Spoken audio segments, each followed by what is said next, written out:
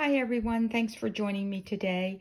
Today I'm going to show you how to make a calendar, desk calendar, but I'm going to do something a little different. This is the one I made for me and I really think it's pretty.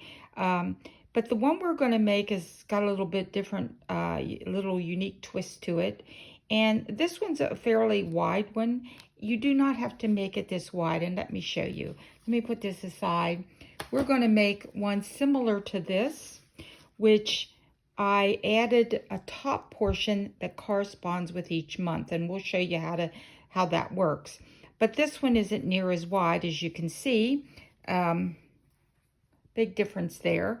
So this one is 4 3/4 inches wide, 6 inches long, which of course you have to do 12 inches because you're going to score it in the center. So it's 4 3/4 by 12 and then scored at 6 inches in the center. And that gets you your calendar.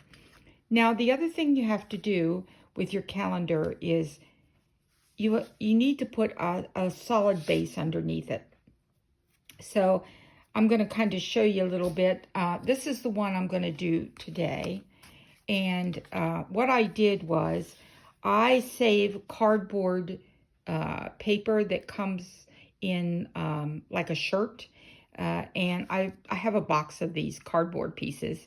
And so I cut 2 of those, 4 3/4, but I didn't quite cut them 6 inches long because you don't want it to bind up here. So you do 2 that are like 4 3/4 by, let's say, 4 3/4 by 5 3/4, maybe a little bit longer, just so you don't touch at the very top where the crease is. And then you're going to put those cardboard on each side of this paper.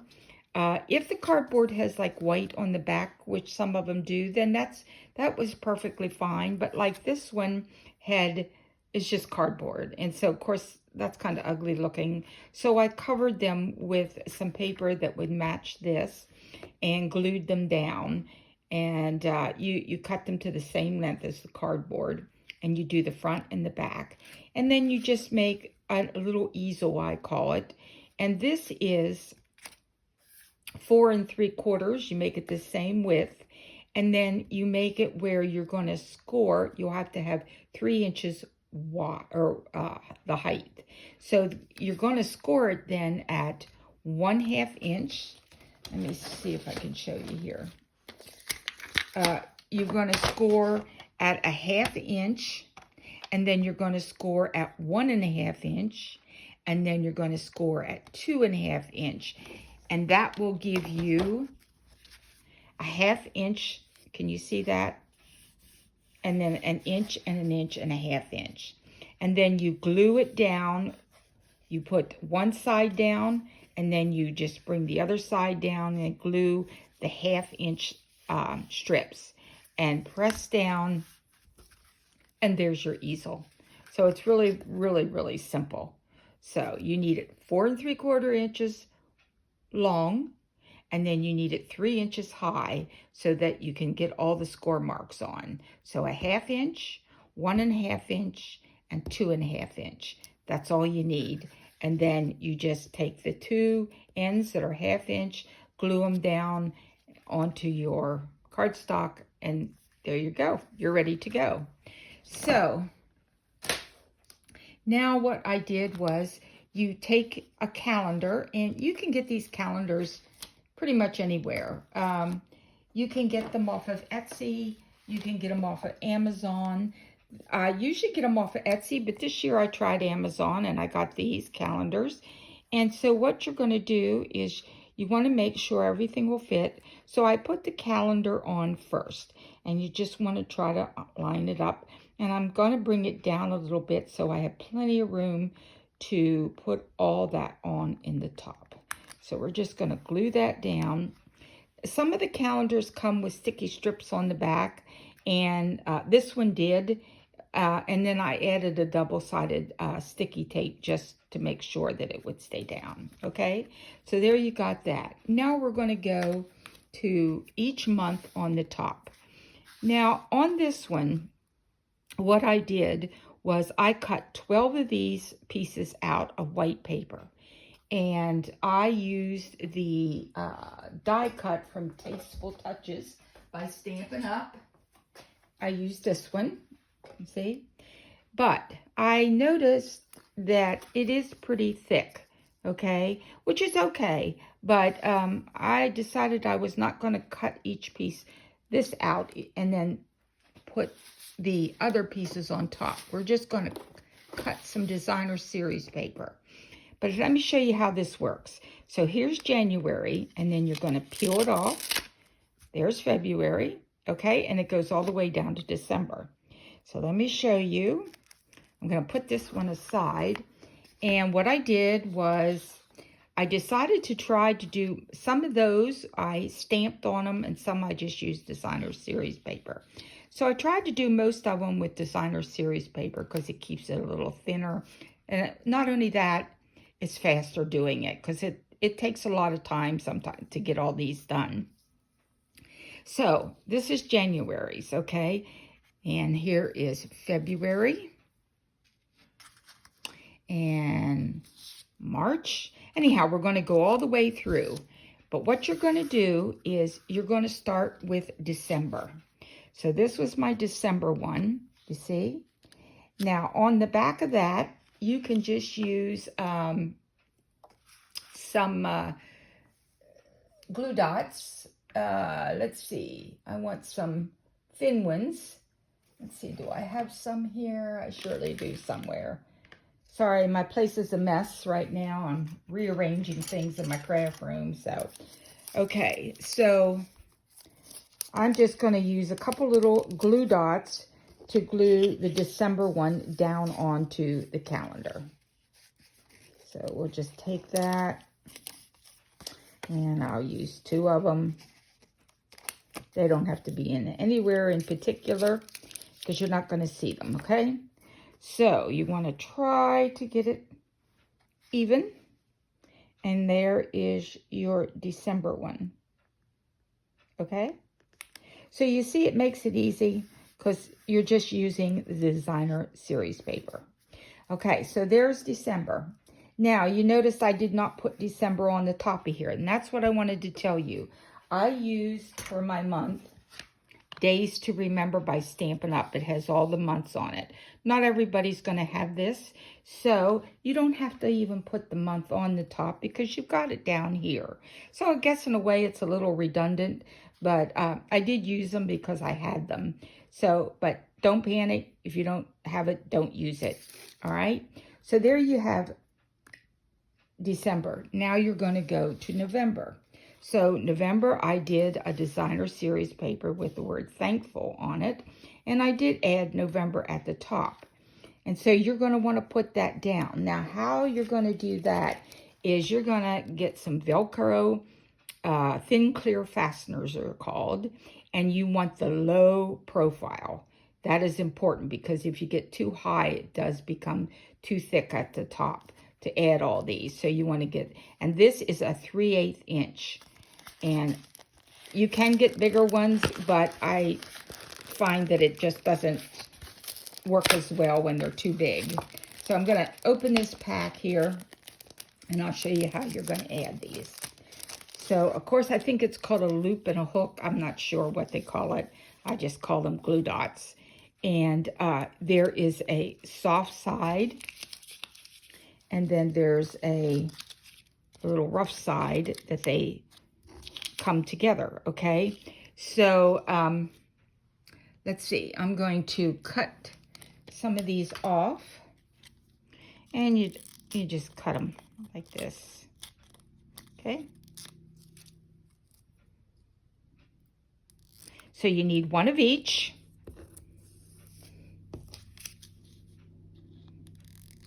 You need the smoother side, and then I call it the fuzzy side. And, okay. So you're going to take, you want your clear side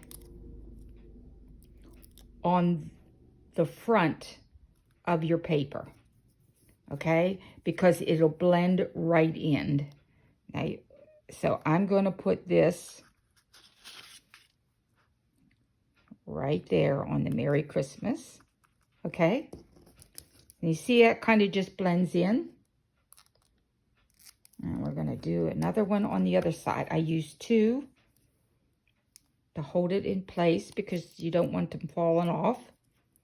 Sorry, my fingers just don't want to work today. And we're going to put that over here. Then what you're going to do is you're going to take a fuzzy side. It doesn't want to come off my fingers at all. And you're going to take that one, which has, of course, the sticky side, but you want to put the fuzzy side right down on top of that clear side, okay? And then you're going to do the other side. And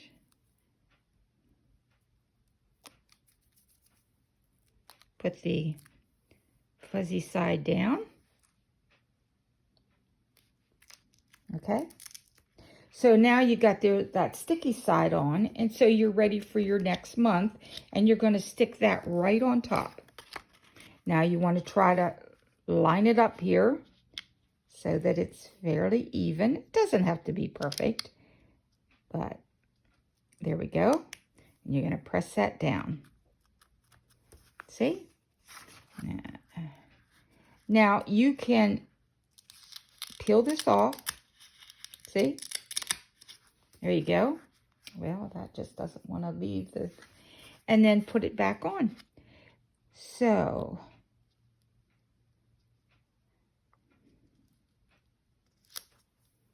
Okay? And then you're going to do it again.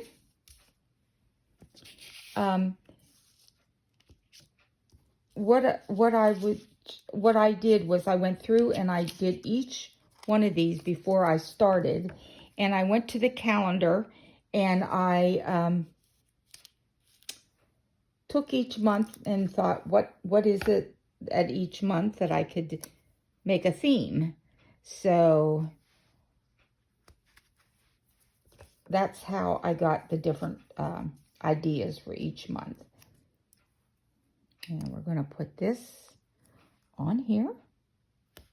Okay. And we need the fuzzy side. And let me cut those. Now you can use the bigger glue dots, but I don't know. I just found they were too big. I didn't have any of these smaller ones at one of the times I made one of these, and I didn't particularly like the bigger ones, but that's all I had at the moment, so I used them. And again, make sure you get the low profile because you don't want something big sticking up there. And we're going to put that one on top of there. And then the next month is October. So let me find my October one that I made. Has to be here somewhere. Here it is. October. And you're going to add that. See how easy this is?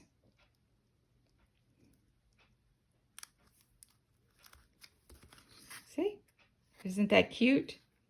And again, you're just going to go through and do each month. So I'll show you each month. You don't have to watch me put these on. And you get the gist that, you know, when this month you tear this off, then you tear off the month up here. Now you could save these for next year if you wanted to. So that would be all right, unless, of course, you're giving it as a gift. But that's an idea, too. So my next one that I did was September. And so I did fall for that one. So it was just designer series paper. And then I cut out the word fall. And then the next one would be August. Let's see, where is August? So August is hot, at least here in Texas. And I did one. It has little summer things on, hats, sandals, sunglasses, and cameras.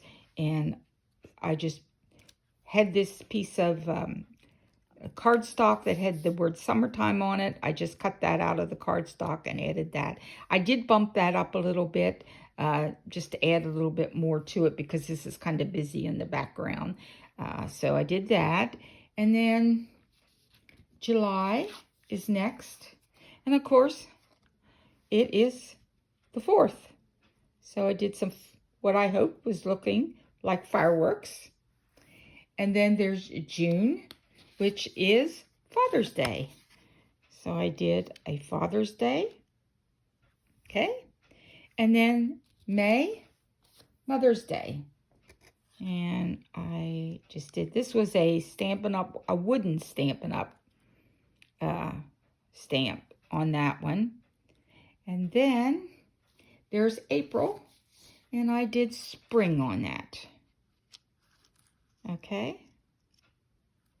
And March is, this year, Easter. It comes in March. So I did an Easter bunny. You could do all kinds of things on that. You know, you could do eggs, a basket.